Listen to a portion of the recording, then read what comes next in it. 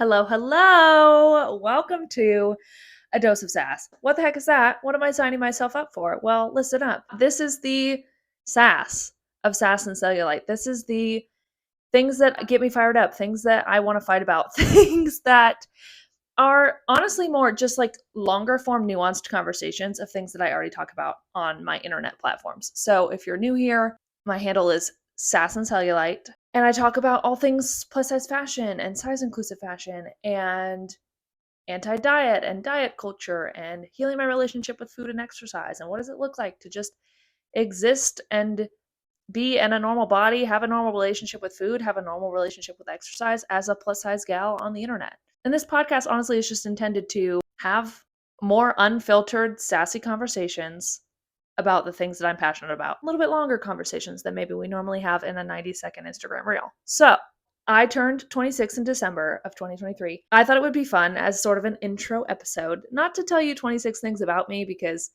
truthfully that's boring, and maybe I'll throw a couple fun facts in there, but I want to tell you 26 things that I am willing to fight you about. 26 things that get me fired up. Hills I will die on. These are 26 things that I'm hoping will form the foundation of the direction that we're going with this podcast. And if you don't agree with all 26 of these things, that is okay. I will not probably have a full-length episode on every single one of these, but if there's ones that kind of pop up that you go, I don't 100% know if I agree on that, great, let me know. I'd love to dive further into it. I'm going to get sassy. I feel willing to fight you on. If somebody brings these up in conversation, I will be unable to bite my tongue. So, these are in no particular order. They are all about diet culture, confidence, body acceptance. I'm going to start off by saying number one, health does not equal weight. Listen to what I just said. Health does not equal weight. What I mean by that is it is more encompassing than your weight. Weight is not the only indicator of health. Okay, we're going to leave it at that. Number two, fat is not a bad word. It is a neutral descriptor. Just as you would say someone is tall or blonde, I am fat. And that is not me fishing for compliments. I hate when someone says like I'm like, "Oh, I'm fat, I'm whatever." And I'm saying it neutrally. And they're like, "You're not fat, you're beautiful." Those are not opposite words. That's not what I said. Okay? Number 3, diets don't work. I'm just going to leave that one as is. Fight me. 4, body positivity is not necessarily my end goal. It's actually body neutrality. I could talk a lot about that one, and I probably will. Let me sum it up for you. My goal is to think less about my body because my body is like the least interesting thing about me. My goal is not to be wholly obsessed and love my body at all phases and stages in every single second of the day. Okay, number 5. Clothes are meant to fit you, not the other way around. I say this one all the time in my social media content.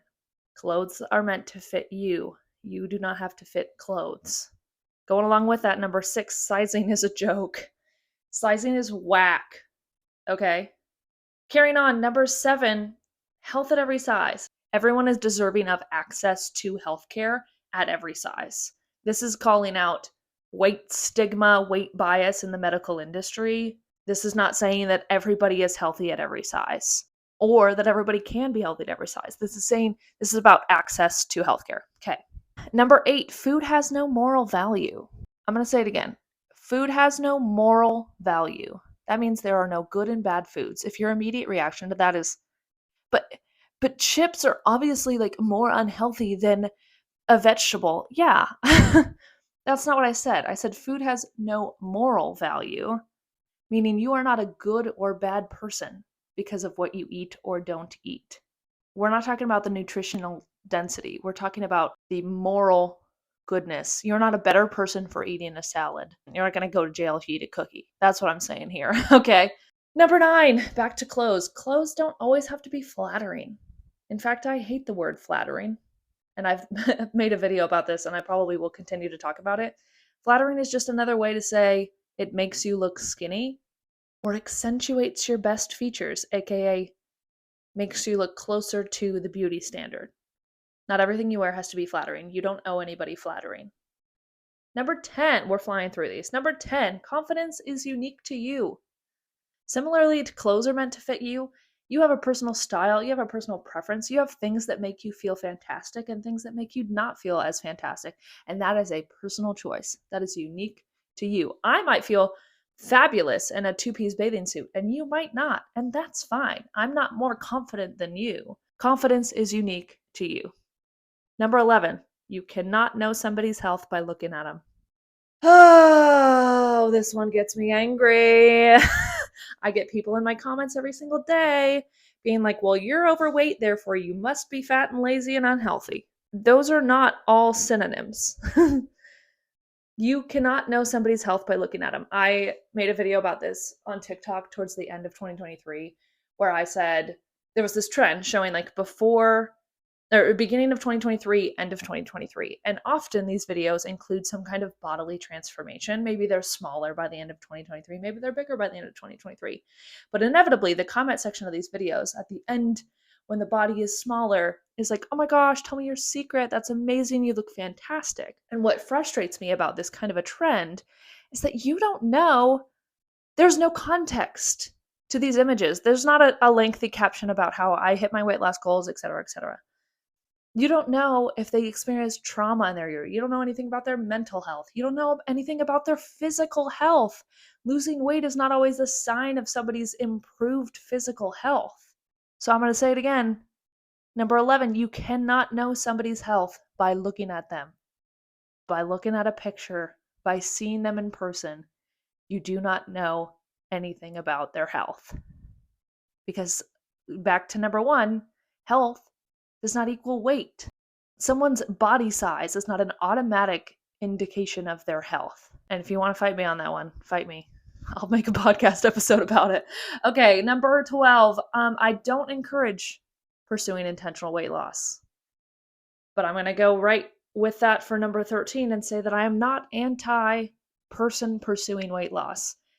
I will never encourage somebody to do that because, like I said, diets don't work. Health doesn't equal weight.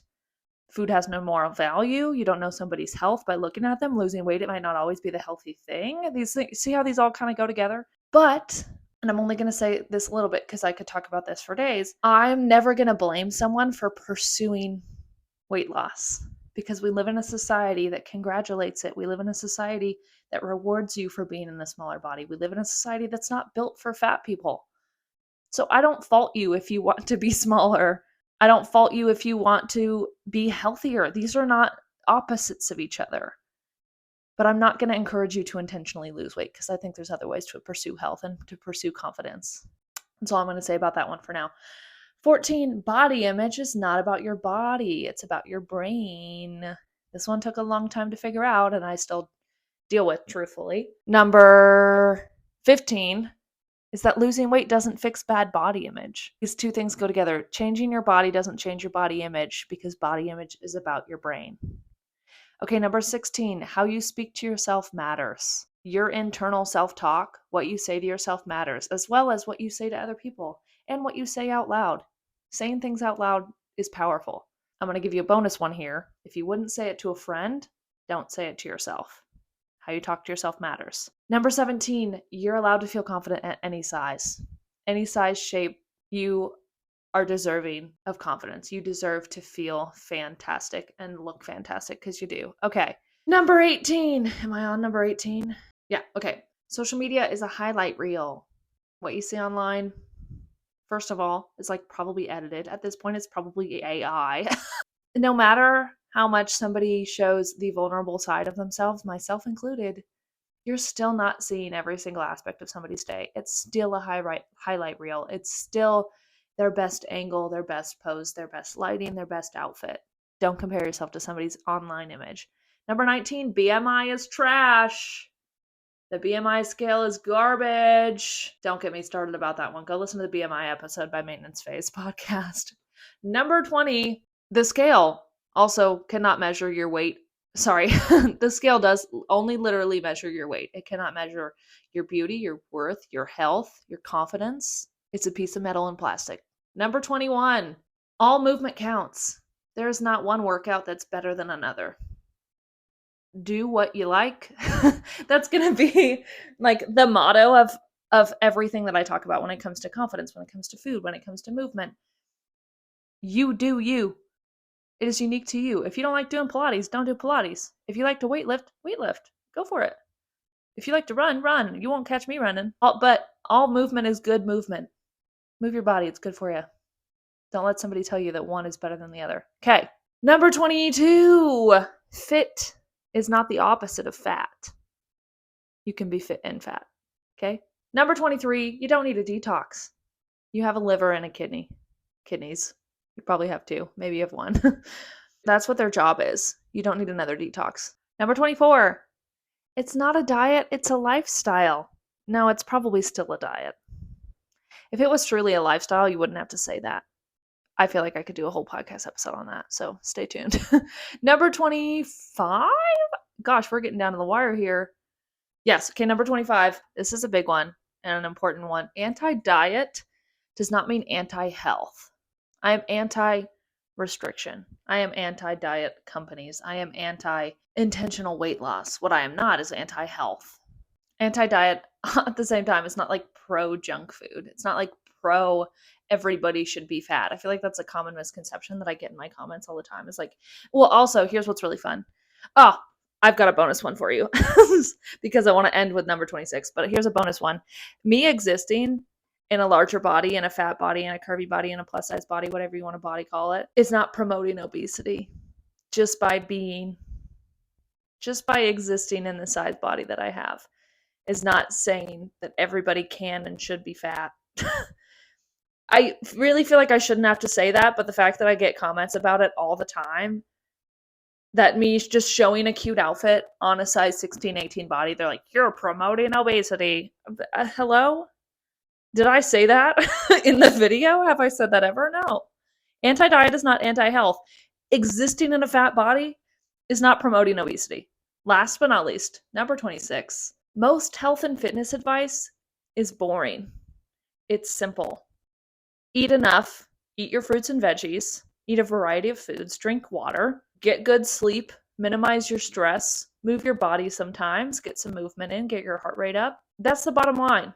If you want to be healthy, those are the things to pursue. Any other program or person that is convincing you or telling you that they have some sort of secret to health that you've missed out on, that's not it. If you're doing all of those things, I'm going to say 4 things. Eating enough, drinking enough water, getting enough sleep, exercising sometimes. If you're doing all 4 of those things perfectly, and there are other things going on with your health, then we can address them. Then we can fix your gut health, then we can balance your hormones, then we can blah, blah, blah, blah, blah. Okay, but most people are not doing all 4 of those things really, really well. If you want to improve your health, let's just literally, most health and fitness advice is that simple. Eat enough, drink enough water, go to bed, stop being on your phone, move your body. These are all things you already know. And if that's all you focus on, you're going to do great. Whew. I just threw so many things at you. I just threw like probably 30 things at you.